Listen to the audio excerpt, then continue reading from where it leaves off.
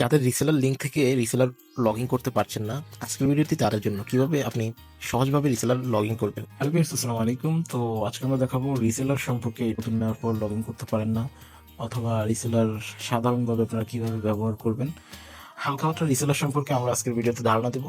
তো প্রথমত আমরা হোয়াটসঅ্যাপে চলে যাব।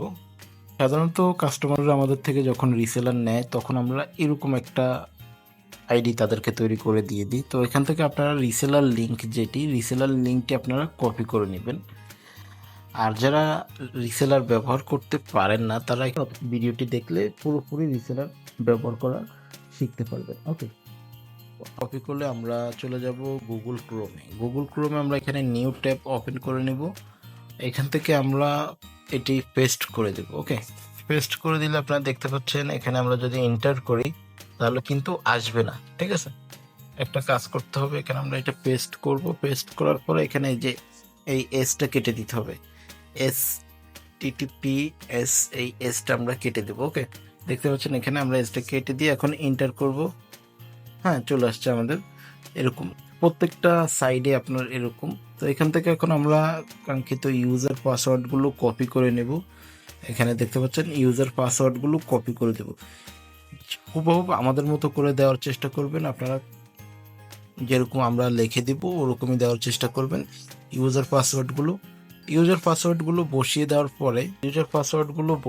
পরে সিম্পলি আপনারা লগ ইন ক্লিক করবেন। দেন আপনারা এভাবে একটি হোম পেজ পেয়ে যাবেন।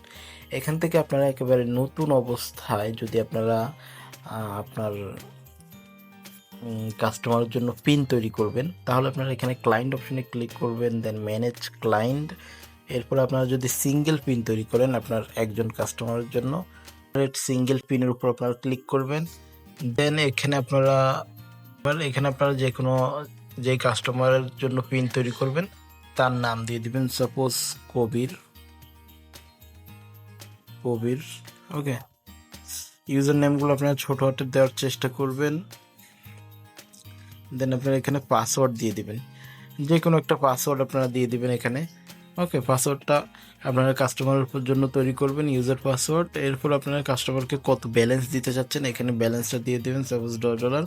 বাকি আপনাদেরকে কোনো কিছু করতে হবে না, এখানে সাবমিটে ক্লিক করলেই আপনাদের পিনটা তৈরি হয়ে যাবে।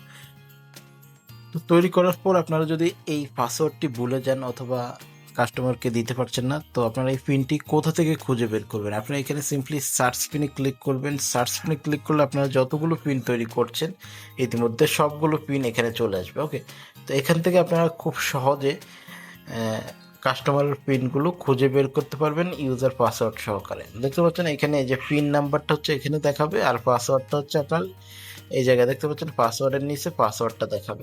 তো এইভাবে খুব সহজে আপনারা কাস্টমারের জন্য পিন তৈরি করতে পারবেন।